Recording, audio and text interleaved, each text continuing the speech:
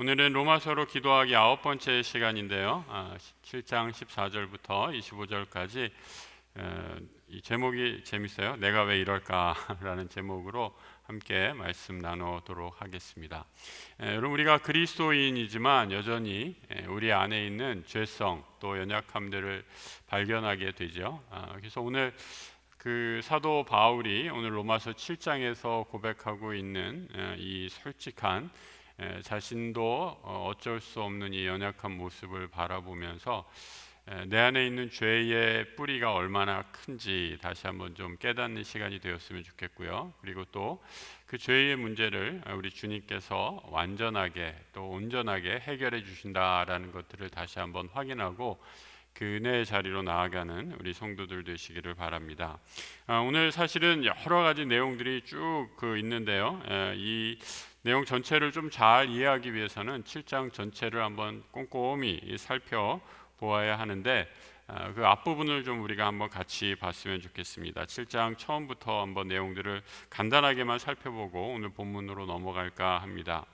바울이 우리 지난 시간에 우리가 함께 살펴봤던 것은 이 율법의 중요한 기능이 한 가지 있다라고 이렇게 얘기했어요. 율법의 정말 중요한 기능 중에 한 가지는 율법은 죄를 깨닫게 한다. 그래서 바울이 표현하는 언어로 죄를 죄되게 한다라고 이렇게 표현을 했어요. 그래서 율법이 있기 때문에 우리는 죄가 무엇인지를 알게 되고 그 죄의 영향에서 이제 벗어나 그리스도 안에서 살아가는 복음의 은혜를 누리게 된다라고 이렇게 얘기했고요. 그 다음에 우리 지난 시간에 특별히 세례에 대해서 함께 배웠죠. 세례는 예수 그리스도께서 보혈의 피로 흘려주신 것, 이 피를 흘려주신 것, 이 물 같은 피를 흘려주신 것으로 내 죄가 모두 사함을 받고 그 다음에 그 죄 사함 받은 우리가 다시 물에 들어갔다가 나옴으로 다시 살아나는 부활의 상징이다라는 것을 우리가 살펴보았습니다. 근데 오늘 7장에서는 바울이 다시 한번 율법과 은혜의 관계를 설명하고 있습니다. 사실은 우리는 예수를 믿은 후에 율법에 대해서 배웠기 때문에 이 이스라엘 사람들은 그 율법이라는 것이 있었나 보다 이렇게 생각하고 율법이 별로 이렇게 대수롭지 않게 여기는데, 그러니까 여러분, 이 체감 온도라는 게 있잖아요. 우리 겨울에 이제 쌀쌀한 바람이 불어오면 이 실제 이 온도와 내가 느끼는 체감 온도와의 그 갭이 크잖아요. 특별히 이제 바람이 많은 날은 그렇죠. 오늘도 그런 날 아니었어요? 봄바람이 살살 부는데 이 봄바람이 아니라 굉장히 춥게 느껴졌어요. 그죠? 그래서 오늘 같은 날은 이제 이게 봄인데, 봄인 건 분명한데 왜 이렇게 춥냐, 쌀쌀하냐 해서 다시 막 감기에 걸리시고 두꺼운 옷 꺼내는 분들도 보게 되는데 마찬가지예요. 우리는 율법을 이렇게 그냥 들어서 알지만 우리가 정말 유대인들이 생각하는 율법과 우리가 이렇게 책으로 읽어서 보는 율법과는 상당한 갭이 있습니다. 상당한 거리가 있다라는 거죠. 유대인들에게 있어서 율법은 무엇이냐면 그야말로 날 때부터 이 할례부터 시작이 되는 거죠. 그러면서 쭉 그 율법의 체계 아래서 살아온 사람들인데, 반면에 우리는 그냥 은혜가 있다라는 것을 배우고 율법이라는 것을 나중에 배우기 때문에 그것이 그렇게 많이 크게 와닿지 않는다라는 겁니다. 근데 바울이 복음을 전하고 보니까 여전히 많은 유대인들이 이 율법 아래에서 사는 것을 바라보게 되었다라고 이렇게 얘기를 하는 거예요. 그래서 7장에 다시 이 그리스도로 인해서 우리가 죄 사함을 받고 자유함을 얻었지만 다시 7장에서 율법 안에서의 자유함을 율법이 주는 율법에서 해방된 자유를 7장에서 다시 언급을 하고 있습니다. 7장에서 여러 가지 얘기를 하고 있는데 제일 처음에 율법을 무엇에 비유하냐면 결혼 관계에 비유를 해요. 남편이 있습니다. 남편이 있는데 바울이 썼던 이 편지를 썼던 시대는 굉장히 이제 가부장적인 시대다라는 것을 여러분들이 좀 이해해 주시고 들으셨으면 좋겠어요. 요즘에 그대로 적용할 수는 없는 내용이죠. 남편이 있는데 남편이 있으면 당연히 아내가 상대 배우자가 있겠죠. 그런데 이 여성은 남편과 결혼해서 결혼 제도가 유지되는 한 그 남편 아래 살아가는 여인으로서 묘사가 됩니다. 언제 이 여인이 자유케 되느냐? 언제 이 여인이 자유케 돼요? 네, 뭐라고요? 그렇죠. 남편이 죽었을 때, 남편이 사망했을 때 드디어 자유케 된다라고. 남편이 사망했다니까 왜 이렇게 좋아하는 분들이 많은지 모르겠어요. 진짜로 그런 말이 아니라 비유적으로 얘기한다라는 거예요, 여러분. 남편이 사망하게 되면, 그 율법이 남편으로 비유하는 거예요. 남편이 사망하게 되면, 남편이 죽었을 때 살아남은 사람은 누구예요? 살아남은 아내는 살아남잖아요. 아내는 살아남는데, 이 아내는 이제 더 이상 죽은 남편, 율법의 지배 아래 있지 않고 살아남은 아내는 그리스도의 은혜 안에 살아가게 된다라는 것을 비유적으로 말씀해 주고 있습니다. 그래서 그것이 7장 4절의 말씀인데요. 7장 4절을 이렇게 결론적으로 얘기하고 있어요. 같이 한번 7장 4절 한번 읽어볼게요. 시작. 그러므로 내 형제들아 너희도 그리스도의 몸으로 말미암아 율법에 대하여 죽임을 당하였으니 이는 다른 이 곧 죽은 자 가운데서 살아나신 이에게 가서 우리가 하나님을 위하여 열매를 맺게 하려 함이라. 여러 가지를 얘기하고 있는데 율법에 대해서 우리는 죽었다라고 얘기하고 있어요. 그런데 거기서 끝나는 것이 아니라 이제 우리가 예수 그리스도를 통해서 다시 살아나서 하나님을 위하여 열매를 맺게 하신다라고 이렇게 말씀하고 있습니다. 이 열매를 맺게 된다라는 것, 하나님을 위한 하나님이 기쁘시게 하는 삶, 거룩한 삶, 성화된 삶을 말씀하고 있는 거죠. 그래서 율법에 따라 죽은 사람은 절대로 이제 내 마음대로 사는 것이 아니라 거룩한 삶을 살게 되는 그 은혜를 누리게 된다라고 이렇게 말씀하고 있습니다. 5절의 말씀을 보니까 율법 아래에 있을 때 뭐라고 얘기하고 있는가? 5절을 한번 또 같이 읽어보겠습니다. 시작. 우리가 육신에 있을 때에는 율법으로 말미암는 죄의 정욕이 우리 지체 중에 역사하여 우리로 사망을 위하 열매를 맺게 하였더니. 그럼 이게 말이 좀 어렵죠? 말이 어려울 때는 한 절 더 읽어보는 게 좋습니다. 6절까지 한 절 더 읽어볼게요. 시작. 이제는 우리가 얽매였던 것에 대하여 죽었으므로 율법에서 벗어났으니 이러므로 우리가 영의 새로운 것으로 섬길 것이요 율법 조문의 묵은 것으로 아니할지니라. 이제는 영으로 새로운 것으로 섬긴다라고 이렇게 얘기합니다. 율법 아래 있을 때는 우리는 죄의 종살이를 했다라고 이렇게 얘기하는데, 여러분 이 표현이 이해가 됐어요? 뭐라고 지금 말하고 있냐면 율법으로 말미암는 죄의 정욕이 우리 지체 중에 역사했다라고 이렇게 얘기하고 있어요. 이거 굉장히 어려운 표현이에요. 여러분 이해가 되세요? 이게 성경은 그냥 무심코 읽으면 그냥 다 놓치게 돼요. 그래서 이런 시간에 제가 이거를 주일날 그 설교하고 이것을 하려면 그냥 쓱 한번 그냥 훑고 지나가는데, 이 수요일 날은 그래서 좋은 것 같아요. 좀 여유 있게 다룰 수 있어서, 여러분들이 좀 생각할 수 있는 시간을 가질 수 있는 여유가 있어서. 그렇죠? 오늘 수요일 밤 어때요, 여러분? 늦게까지 좀 시간이 걸려도 상관없죠? 뭐 급하게 뭐 가스불 안 끄고 오신 분 없죠? 문자 치세요. 좀 가스불 꺼졌나 보시라고, 집에 계신 분한테.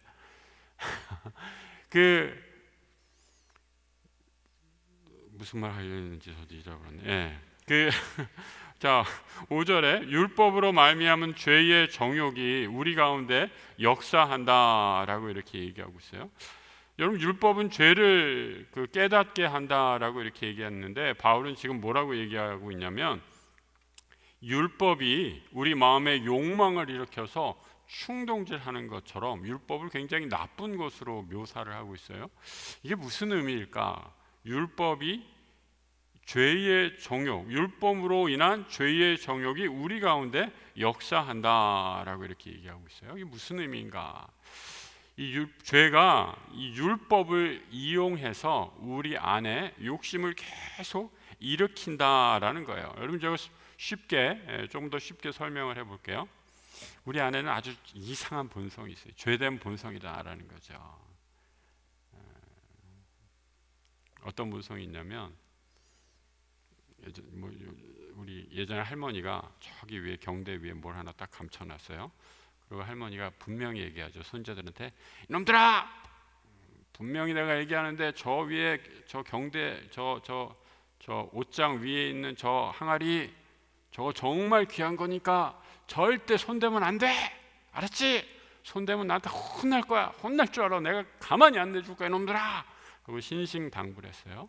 할머니가 경로당에 간 사이에 어떤 일이 벌어졌을까요? 손주들이 못 참는 거예요.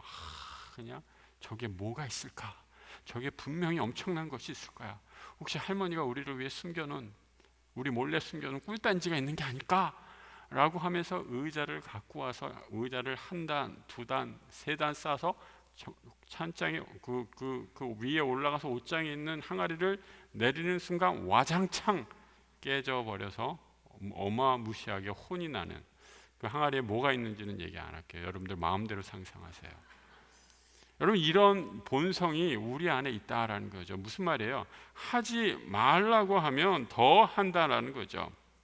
우리 인간은요, 손을 그어놓으면 그것을 넘어가고 싶은 본성, 이 악한 본성이죠. 그 악한 본성이 우리 안에 있다라는 거예요. 그래서 그 악한 본성을 넘어가야지 마치 자유한 것으로 여기고, 그 악한 본성을 넘어가야지, 이 제한을 넘어가야지 참된 자유가 있는 것으로 착각하면서 살아가고 있다라는 거죠. 그래, 그러면서 우리 안에 이제 타협이 일어난다라는 겁니다. 우상 숭배는 안 돼. 그래, 우상 숭배는 분명히 안 되지. 성경에서 그렇게 써 있잖아. 이건 분명히 죄야. 근데 조상 숭배는 괜찮지 않아? 조상이 우상인가? 라고 하면서 교묘하게 우리 안에 죄가, 율법이 이 죄를 통하여서 우리 안에 이런 것들, 죄와 타협하게 만들고 우리 안에 하나님의 말씀의 기준을 희석시키고 희미하게 만들고 우리를 다시 그 죄의 깊은 습관과 유혹 안에 빠지게 하는 그런 일들을 우리 안에서 계속 일어나게 한다라는 겁니다. 과거에는 이런 죄가, 율법이 정죄하는, 율법으로 말미암은 죄의 정욕 가운데 우리가 살아가고 있었기 때문에 여기에서 헤어나올 수 없었는데, 이제는 율법이 죽었다라고 이렇게 얘기를 하고 있는 거예요. 여러분, 율법이 죽었어요. 율법이 죽은 사람은 뭐냐? 율법이 왜 율법을 따라 죽는 사람은 죽을 수밖에 없느냐 하면, 율법을 지키면 살고 율법을 못 지키면 죽는 거예요. 그죠? 그러니까 아주 단순한 윤리죠. 법을 지키면 살고 법을 어기면 죽는데, 율법을 지키면 살고 율법을 어기면 죽는데, 우리는 율법을 어길 수밖에 없는 사람이어서 죄 가운데 죽게 되었단 말이죠. 그래서 이 죄 가운데 죽을 수밖에 없는 우리를 어떻게 된 거예요? 죄 없으신 예수 그리스도께서 와서 우리의 모든 죄를 대신 지시고 십자가에 달려 돌아가신 거예요. 그걸 대신 우리의 죄를 지시고 십자가의 보혈의 피로, 깨끗하신 죄 없으신 피로 씻으셨다라는 거죠. 그래서 우리는 그 죄에 대한 모든 하나님의 형벌에서 자유함을 얻게 되었는데도 여전히 우리 안에는 이 율법이 우리 안에 남아서 우리의 옛 성품, 육신을 입고 있는 우리의 옛 성품을 고소하고 고발하고 이것을 자꾸 욕심 가운데, 이 탐욕 가운데 끌어내는 그런 짓을 벌이고 있다라고 이렇게 성경은 말씀하고 있습니다. 그래서 이 영의 법을 따라 살아가는 것이 중요한데, 이 영의 법은 성령께서 우리에게 주시는 자유 가운데, 이 자유함 가운데 있는 법이다라고 이렇게 말씀하고 있습니다. 자, 7절을 같이 한번 읽어보겠습니다. 7절의 말씀 같이 한번 또 읽어볼까요? 시작.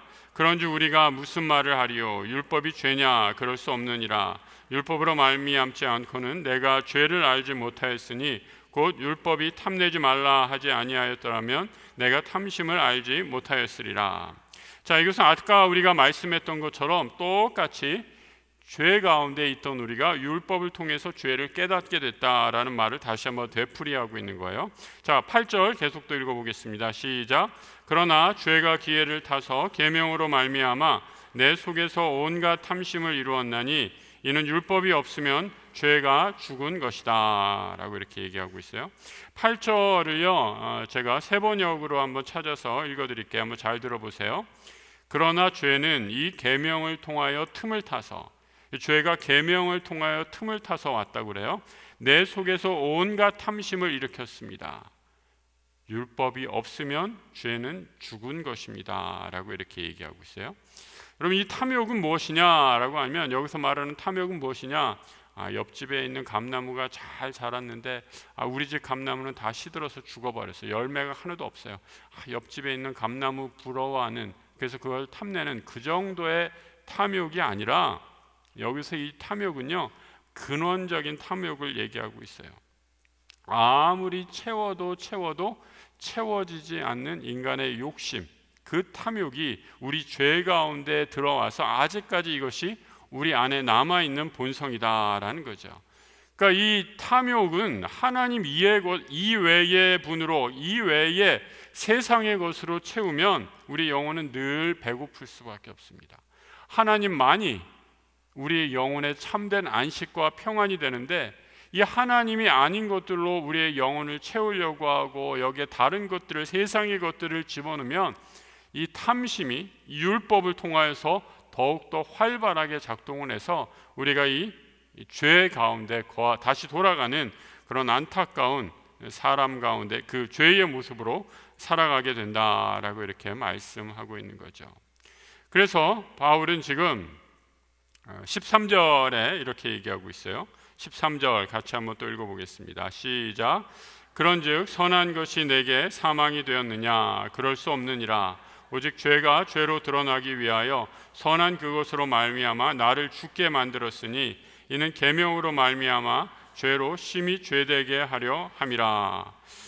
점점 이 바울의 내적 고민이 심각해지고 있는 거죠. 율법은 사실은 선한 것이에요. 하나님의 뜻을 알려주는 건데, 근데 그 율법이 나에게 내가 이 율법을 준수하지 못했을 때 나에게 죽음, 사망의 굴레, 사망의 판결을 주었는데, 그래서 내 죄를 아주 밝히 드러나게 됐는데, 그러면 어떻게 해야 한단 말이냐라고 이렇게 말하면서 14절에 이렇게 넘어가고 있습니다. 14절 같이 읽어보죠. 우리가 율법은 신령한 줄 알았거니와 나는 육신에 속하여 죄 아래에 팔렸도다. 그러면 이게 그 바울이 언제 이런 얘기를 하는가라는 거 이제 바로 뒤에 이제 얘기를 할 텐데요. 이게 참 굉장히 뭐라 그럴까요? 지금까지 우리가 얘기했던 논의와는 좀 반대되는 그런 논의를 하는 거죠. 율법은 신령한 줄 알았어요. 분명히 이것은 거룩한 하나님의 법이에요. 그런데 이 율법과 비교해서 내 모습을 보니까 나에게는 전혀 영적인 모습이 아니었다라고 고백하는 거예요. 오히려 나는 육적인 모습이었고 여전히 죄 아래 팔려 있는. 여러분 참 이 표현은 어떻게 우리가 받아들여야 될 거예요? 받아들일 수 있을까요? 나는 분명히 하나님의 은혜로 하나님의 자녀 되었는데 왜 나는 죄에 팔려갔을까라고 이렇게 말하고 있는 것일까? 의문이 되지 않으세요? 그러니까 이게 막 우리가 지금 갖고 있던 교리적인 이해와 막 이렇게 지금 그 머릿속에서 이렇게 막 혼돈이 되면서 이 바울 선생이 지금 뭘 얘기하는 거지? 그리고 로마서가 지금 도대체 무슨 얘기를 하는 거지? 목사님은 지금 무슨 얘기를 하는 거지? 막 지금 헷갈리면서 머릿속이 지금 막 엉클어져 계시잖아요.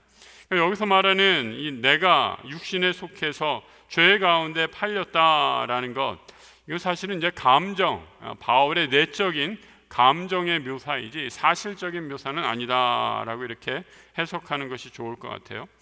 여러분 분명히 나는, 이 말의 의미는 뭐냐면 나는 하나님의 자녀인 것은 분명해요. 그런데 내 안에 있는 여전한 죄의 모습 때문에 죄에서 완전히 해방되지 못했다는 자괴감에서 오는 이 감정의 표현이 바로 오늘 14절 내가 죄 아래 팔렸도다라고 이렇게 얘기하는 거죠. 바로 이 고백이 24절에서 말하는 우리 바울이 얘기하는 유명한 고백 있잖아요. 오호라 나는 곤고한 사람이로다. 이 사망의 몸에서 누가 나를 건져내랴라는 이 구절과 잘 일맥상통하는 그런 구절이죠. 누가복음 15장에서 여러분 이 탕자의 이 모습이 나오죠. 이 탕자가 이제 아버지의 재산을 한몫 받아가지고 자기 마음대로 제 욕심을 채워서 살기 위해서 이 탐심에 빠졌죠. 그야말로 그 자기 욕심을 따라서 살면서 자기 마음대로 씁니다. 그러면서 이 모든 재산을 다 허랑방탕하게 쓰다가 마침내 다 쫄딱 망하고 몰락하게 되죠. 그리고 돼지의 주염 열매를 먹으면서 살다가 문득 자기의 모습을 깨닫게 되죠. 아, 내가 이렇게 빌어먹고 살고 있구나. 내가 어떻게 이런 처량한 신세가 되었을까? 그때 이제 회개하면서 내가 이렇게 사느니 차라리 아버지께로 돌아가서 아버지의 아들이라 일컬음을 받지 못할더라도 내가 다시 아버지께로 가겠다라고 하면서 아버지께로 돌아가면서 나를 품꾼의 하나로 써 주십시오라고 이렇게 말하죠. 그러니까 여러분 아들의 입으로 나는 죄인입니다. 나를 품꾼의 아들로 써 주십시오. 이렇게 아들의 입으로 말한다 그래도 아버지가 뭐라고 그래요? 아이고 그래 이놈아 잘했다. 넌 품꾼이야. 너 이제부터 우리 집에 종해라. 이렇게 얘기했나요 아버지가? 아버지는 그렇게 하지 않죠. 아들이 그렇게 한탄하면서 내 연약함, 내 죄 가운데 이 비통함에 젖어 있을 때 아버지는 뭐라고 얘기하는가? 그를 아들로 세워주고 좋은 옷을 입히고 아들로 맞아주시면서 너는 내 잃었다 돌아온 아들이다 라고 하면서 잔치를 벌여주시는 거죠. 아들은 아들의 입으로 그렇게 얘기했지만 자기의 죄 때문에 어쩔 수 없어서 그렇게 얘기했지만 아버지는 아들을 아들로서 대해주는 그런 사랑과 은혜를 베푼다라는 거죠. 바울은 여기서 하나님의 말씀인 율법도 여러분 하나님의 말씀이에요. 이 죄에 대해서 고소하는 율법을 더 깊이 깨달으면 깨달을수록 자기 안에 있는 모순을 발견한다라는 거예요. 여러분 이것은 마치 정말 고성능 자기의 영혼을 들어보는 고성능 현미경 같다라고 이렇게 생각하시면 돼요. 여러분 거울 다 보시잖아요. 거울 보시면 그냥 보통 거울로 이렇게 보시면 그냥 내 얼굴이 그냥 그 거울아 세상에서 누가 제일 예쁘니 하고 거울을 보시면 주인님이 제일 예쁩니다 이런 소리가 막 들릴지도 몰라요. 그런데 여러분 막 5배, 10배 되는 확대경으로 여러분의 거울을 한번 보신 적 있으세요? 그러면 이제 얼굴이 막 이렇게 가까이 가서 보면 얼굴에 막 뭐가 막 나 있고요. 내 얼굴에 이런 더러운 것이 있었나 하고 한 번도 안 보신 분 같은데 한번 확인해 보세요. 5배, 10배짜리 거울로 보면요 전체 내 얼굴은 못 봐도 부분적으로 온갖 이 아주 자글자글한 주름까지 다 드러나는 것이 보이게 됩니다. 바울은 지금 율법 안에서 하나님의 말씀 안에서 자신의 죄의 실상이 어떠한지를 더 깊이 깨닫게 되는 거예요. 그러니까 내 죄가 이러한 죄였구나. 예전에는 죄를 죄인지도 몰랐는데 하나님의 은혜 안에 하나님의 율법 말씀 안에 더 깊이 거하게 되고 그의 영혼이 말씀 안에서 더 깊이 밝은 빛으로 조명을 받게 되니까 이전에 내가 깨닫지 못한 죄들도 환하게 드러나면서 하나님의 은혜 안에 있지만 여전히 죄 가운데 거하는 자기 모순적인 그런 모습을 발견한다라고 이렇게 얘기하는 거죠. 그래서 이렇게 한탄을 합니다. 15절 내가 같이 한번 읽어볼까요? 15절 말씀 시작. 내가 행하는 것을 내가 알지 못하나니 곧 내가 원하는 것은 행하지 아니하고 도리어 미워하는 것을 행함이라. 이게 점점 내가 생각하는 내가 원하는 나와 실제의 나의 모습 간의 괴리가 점점 벌어지고 이 간격이 점점 커지는 것을 보게 됩니다. 여러분 이 바울이 이게 뭐 정신분열이 생겨서 이렇게 판단하는 것이 아니다라는 거예요. 이 신약 학자들조차도 로마서 7장을 쭉 주해를 하면서 이 굉장히 신약 역사에서 신약학에서 신약을 역사하는 학자들을 신약 학자라고 그러는데요. 이 엔티 테스트먼트, 뉴 테스트먼트 학자들 가운데 이 7장이 어마어마한 논문의 양들이 있습니다. 연구가 거듭된 본문이에요. 많은 신학자들은 사실은 앞에 6장까지 쭉 읽다가 바울의 쭉 흐름을 보다가 이 7장이 좀 굉장히 걸렸어요. 왜 갑자기 막 내가 죄를 지으면서 오라 나는 공고한 사람이다, 이 사망의 법에서 누가 나를 구해내랴라고 막 바울이 평소에 지금까지 읽었던 바울과는 다른 모습을 보니까 어떤 학자들은 이거 바울이 아니다 라고 성급하게 결론 내린 학자들도 있었어요. 그런데 여러분, 이 바울의 이 7장은요 바울이 얘기한 것이 분명하죠. 그리고 이 7장은 우리가 예수를 믿고 나서도 여전히 성화의 과정 중에 있다 할지라도 여전히 죄 가운데 있는 우리의 모습을 분명히 있는 그대로 보여주고 있다라는 겁니다. 그러면서 바울은 자기 안에 있는 하나님의 법과 죄의 법이 싸우는 것을 바라보면서 22절 한번 보세요. 내 속사람은 하나님의 법을 즐거워하지만 또 하나 내 지체 속에 있는 죄의 법이 나를 사로잡고 있다라고 이렇게 말하고 있어요. 그러면서 24절에 유명한 고백하게 되잖아요. 24절 같이 한번 읽어보겠습니다. 오호라 나는 곤고한 사람이로다. 이 사망의 몸에서 누가 나를 건져내랴. 여러분, 이 곤고한 사람이다, 이 곤고하다라는 바울의 이 표현은요, 이 영어로 wretched person이다 라고 이렇게 얘기하는데, 나는 다 완전히 망한 사람이다 라고 이렇게 얘기하는 거예요. 나는 완전히 지금 부서진 산산조각난 그런 영혼, 파선한 난파배에 탄 사람이다 라고 이렇게 말하는 거예요. 죄를 더 깊이 깨닫게 됐을 때, 하나님의 거룩함 앞에 섰을 때 내 힘으로는 도저히 이 죄 가운데 벗어날 수 없음을 발견하게 됐다라는 거예요. 여러분, 이 고백은요 바울이 처음 믿는 순간 바울이 다메섹에서 이루어지는 것이 아니라 로마서는 바울의 대체로 후기 저작이라고 여겨지거든요. 그러니까 바울의 믿음이 성숙하고 이 선교의 마지막에 접어드는 그 성숙한 시점에서도 여전히 믿음의 길을 걸어가고 성화의 길을 걸어가는데도 자기의 죄와 끊임없이 싸우고 투쟁하면서 나는 여전히 연약한 사람이다 라고 이렇게 말하고, 하나님의 도움 없이는 나는 이 죄에서 벗어날 수밖에 없는 난파선 배에 타고 있는 그런 연약한 인간이구나라는 것을 깨닫게 되었다라는 거죠. 그럼 이사야 6장에서 이게 그 하나님을 만나게 됐을 때요, 이 거룩의 아이러니라고 할까요? 하나님을 만나게 됐을 때 우리 안에 두 가지 감정이 있게 됩니다. 하나님께로 가까이 나아가고자 하는 열망과 또 반대로 내 죄 때문에 하나님께 도저히 나아갈 수 없는, 하나님으로부터 멀어지고자 하는 경외감이 동시에 드는 거죠. 이게 굉장한 아이러니죠. 디바인 아이러니라고, 이렇게 아주 거룩한 아이러니라고 이렇게 얘기할 수 있어요.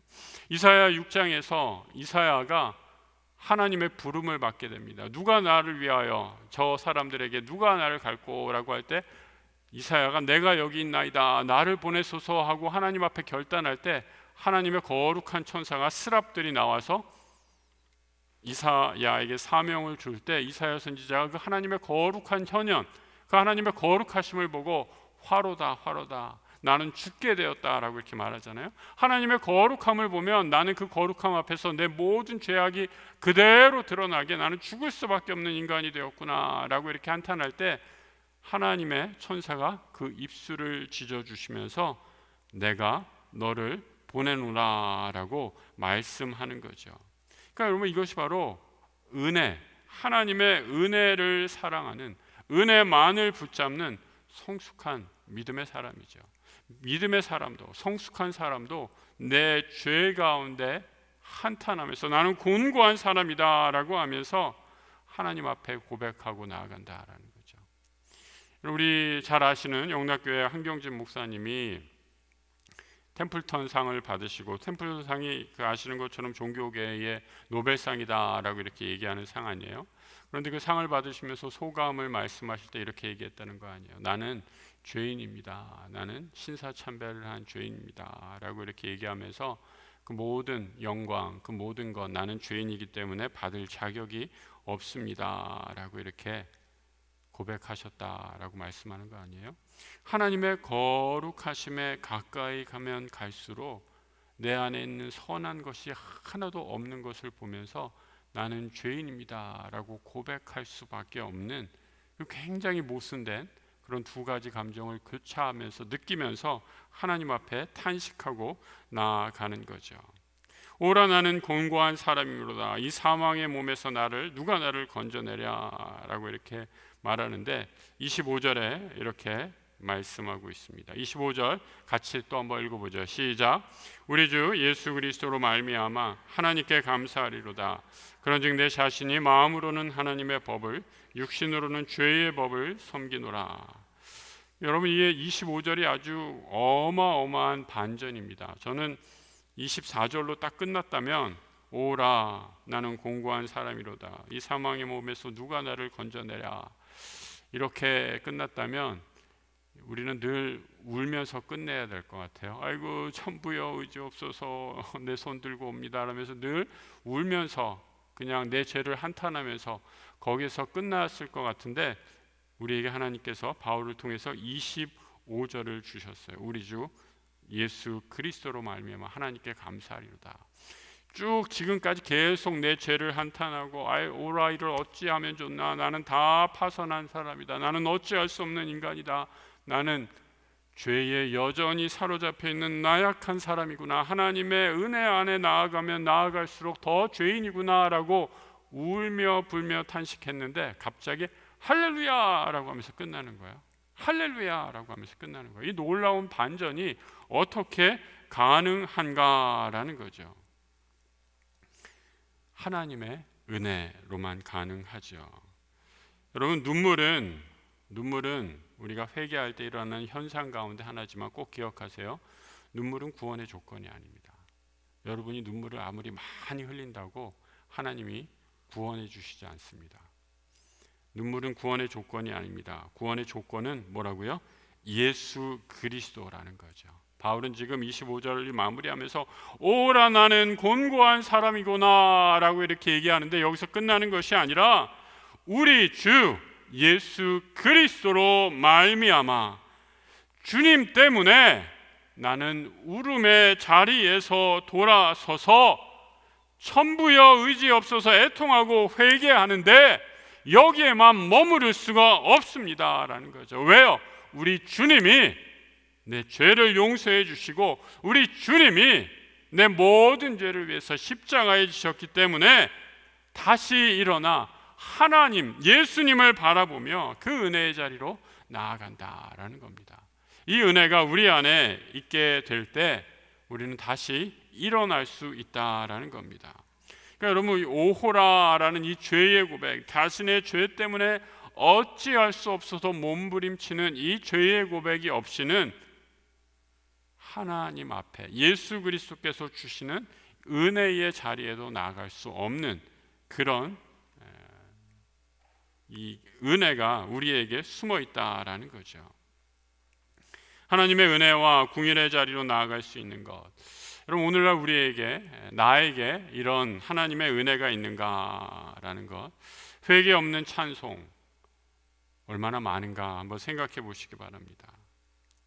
내 안에 갈등과 이 죄 때문에 몸부림치는 그런 영적인 자각 없이 나는 늘 할렐루야만 외치고 있지 않은가 한번 물어보시기 바랍니다. 바울이 오늘 이렇게 고백했던 이 처절한 그 영적인 갈등이 내 안에 있는가 스스로에게 한번 물어보시기 바랍니다. 여러분, 오늘날 우리 세상에서 그리스도인들을 바라보는 태도, 여러분들은 스스로를 어떻게 보시는지 모르겠어요. 근데 세상 밖에서 예수를 믿지 않는 사람들이 우리 예수 믿는 사람들을 바라보는 태도는요, 제일 많은 그런 공감을 얻는 단어 가운데 하나가 위선자다라는 그런 평가입니다. 말로는 늘 주여 주여 사랑 사랑 외치면서 정말 사랑이 있는가, 정말 실천이 있는가, 정말 섬김이 있는가. 그리스도인들, 너희들이 그리스도를 따르는 종교인들이라고 하면 그런 사랑과 은혜와 실천이 있는가 우리에게 보여달라라고 이렇게 소리치고 있습니다. 요즘에 여러분 무슨 드라마만 나오면 저도 저는 뭐 주로 신문을 많이 읽는데 드라마만 나오면 다 목사가 나오더라고요. 예. 사고 치는 목사들. 예. 근데 이제는 그런 걸 봐도 여러분 어때요? 하도 많이 하니까 이제 별로 낯설지도 않은 것 같아요. 예. 얼마 전에 하도 누가 그러셔가지고 글로리를 저도 좀 봤어요. 예. 여러분 글로리 보셨습니까? 연진아 하면서 뭐 이렇게 하는 거. 거기서도 목사가 등장하더라고요. 오늘날 우리 세상 사람들이 그려지는 신앙이 있는 사람들의 모습, 그런 안타까운 모습들이 그대로 반영이 되어서 세상의 드라마에 그냥 무차별적으로 보여지고 있습니다. 화나고 안타까운 일이죠. 근데 화나고 안타깝고 또 소리 지르기 전에 우리 안에 정말 처절히 하나님 앞에서 우리가 죄인입니다. 우리가 정말 하나님 앞에 이 복음을 받은 자로서 온전한 삶, 믿음의 실천을 하지 못했습니다라는 바울이 오늘 오호라 나는 곤고한 자입니다 라는 이 믿음의 고백이 우리에게 있어야 하지 않을까 생각합니다. 여러분 오늘 바울은 율법을 통해서 이 자신의 내면의 끊임없는 갈등을 솔직하게 고백하고 있습니다. 우리 안에 이런 솔직함이 있습니까? 우리 안에 이런 죄에 대해서 끝까지 투쟁하고 있는 그런 처절함이 있습니까? 함께 오늘 이 시간 기도하면서 하나님 앞에 나아가는 시간을 가졌으면 좋겠습니다. 하나님이 우리를 위해 죄 사함 또 우리 율법의 공로가 아니라 죄 사함을 예수 그리스도의 보혈의 공로로 우리를 온전히 의인되게 하시고 하나님 나라 자녀 삼아 주셨는데 우리에게는 아직 그 율법, 그 하나님의 말씀, 거룩한 말씀을 지킬 힘도 능력도 없습니다. 내 안에 있는 죄를 바라보게 하여 주시고 새롭게 하나님 새 힘을 허락해 주십시오.